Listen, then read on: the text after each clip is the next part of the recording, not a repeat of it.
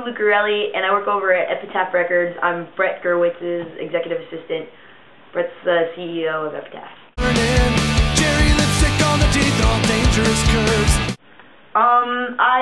I was actually interning at Epitaph. I was interning here for about 8 months, and Brett's assistant wound up leaving, and I applied and wound up getting the job.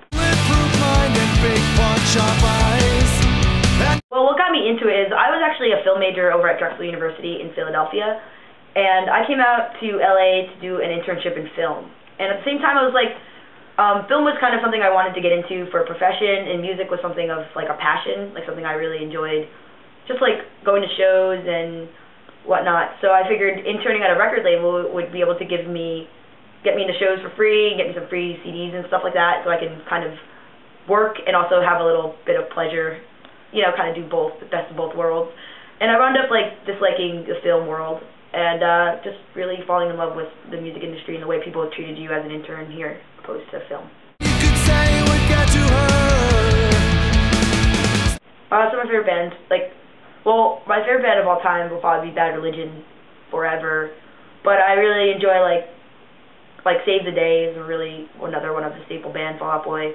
But new bands that are out there, probably I really enjoy Never Shout Never, The Ready Set, a lot of emo, and pop rock. So recently we've been signing a lot of huge bands, and we are always open to signing developing artists, like baby bands. Epitaph is known for developing artists and being the artist-friendly label. So we are always looking for young, unsigned bands. And the way we go about that is we have demos, a demo program thing that bands can just send us demos, and we'll listen to them, generally all of them will get listened to by an intern or myself. And then from there we just we just find bands through being solicited generally or unsolicited through other managers or other bands. That's the best way to find baby bands, is through other bands that are touring and on the road. Up until that beating stops, and let the devil come join us dancing across. Before, I used to go to a lot more shows when I was younger, just more of just getting into the scene. But with the internet, it has actually made it a lot easier. Like even the demo process, we don't get a lot of physical CDs.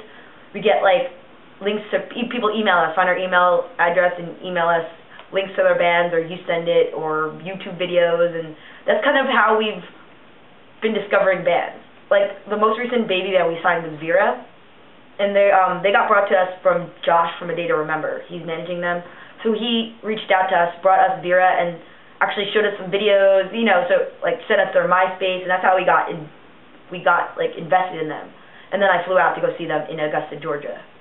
So it helps out with the process of giving us a way to sign the bands without actually having to see them. So bands like Ism Foss, for bands like that, the company never saw them play out here before until we signed them, and then they eventually came out with their tour. But before that, it was just one of those, we signed them, and one or two of us, Brett and I, separately went to go visit them and saw them play. That yellow sun will run. Well, it's just, for me at least, I know it's about, it's easier to break a band that has some sort of a following, regardless if it's like Parkway Drive. They were huge in Australia, not as big in the U.S. because no one really knew about them, but what helped them is that they had a lot of friends that were already in established bands that were signed that could help bring them on tour. So I feel like that helps a lot out with the bands. They're kind of who you know. You know, it's really rare that a baby band that knows nobody, that doesn't really do anything, that kind of gets discovered, and it's just all about who you know, kind of, in a way, to get your music out there. You just have to be very personable and very accessible. Because the devil in stitches only has his fun. Well, they should play shows in their area. They should build a following. They should get a small following in their community, and eventually the power of word actually does a lot. The internet with kids. So if say you live in Los Angeles, right, or even in a small city or town in the middle of nowhere, and out of that town, you're the biggest band there. Unsigned, no one's heard of you. You have 500 fans that follow you. Die hard, because they love you. They're in your town. Like you like live, breathe them. You know, it's kind of like everybody had those bands growing up where like their friends started a band and everybody loved them. So that's the way to go about it. Is that you just play in your town and get followers. So people start paying attention, and those kids, early adapters, generally like what we like to call them. Those are generally the people that find the bands first and then tell all their friends.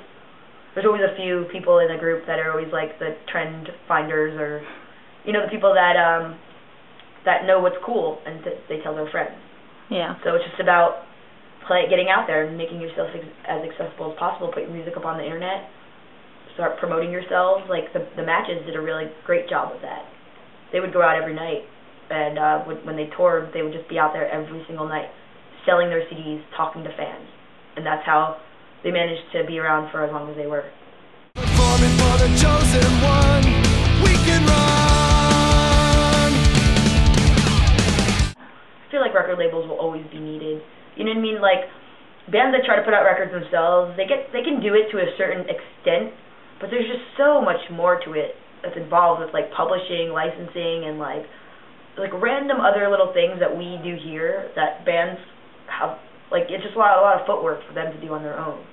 You know, and since, at least with the way Epitaph does it, we pay all of our artists, and we're very artist friendly. So it's kind of like, I feel like we'll constantly be a label because we're giving the artists an opportunity to be creative and do their own thing, and giving them a way to do their own thing, but helping them finance it, but in a way that's not too intrusive on their art. So I feel like the way the music industry is going is that the more intrusive the labels get, the less the bands will want to work with them. So I feel like as long as the labels kind of know their place, and the bands know what their whole idea is, they can focus on being a band, and we can focus on being like the marketing. You know, like as a band, like you want to be able to write music. You don't want to focus all day on marketing your own record. You know what I mean? It just seems like you should be focusing on talking to fans and being an artist. On the edge of a knife, his head was filled with restless. Well, right now a lot of the CDs have CD sales have diminished, but we've made up for it a little bit. At least for an indie, we've made up for it in the sense of vinyl sales. Vinyl has done really well for us. A lot of vinyl collectors are you know, coming to the surface now, and we're making a lot of vinyl. And I just feel like that CDs, after CDs, there will be another format, regardless if it's digitally or somebody comes up with something else.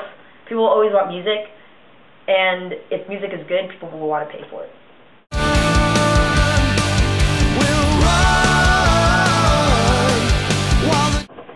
I think if kids want to get into the music industry, I think what they should do is intern. You should always intern. I mean, like, you think working for free is kind of like, you can only do that for so long, but then you're kind of giving back.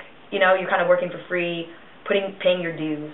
And I feel like that's the best way to go about it, because you came up from the bottom, you kind of know what to do, you know, the way it works. You don't take things for granted, and I think people appreciate that.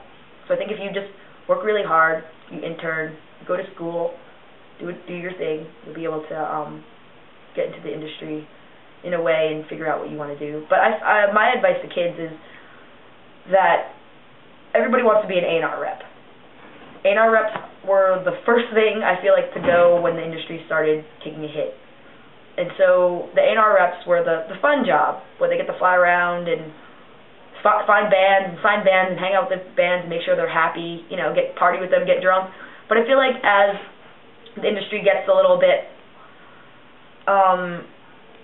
tough, like, you know, as it gets like smaller, I feel like those, like, the cushy jobs start to go away, and all the hardworking people will be around. So I feel like if you really want to work in the industry, don't plan on having a cushy job and like partying with bands, because that's not the way to get into it. I feel like if you want to work for music, learn how to market. Learn about marketing. All the devil in stitches goes and has his fun. Yeah, always go to school for it. I mean, it's you should just go to school because it's something to fall back on. performing for the chosen. So, as for new music coming out, I think there's a lot of good records that are going to that are going to be dropped this year. And even made up my top 10 of 2010 already. But I think I'm actually looking forward to the new Bayside album.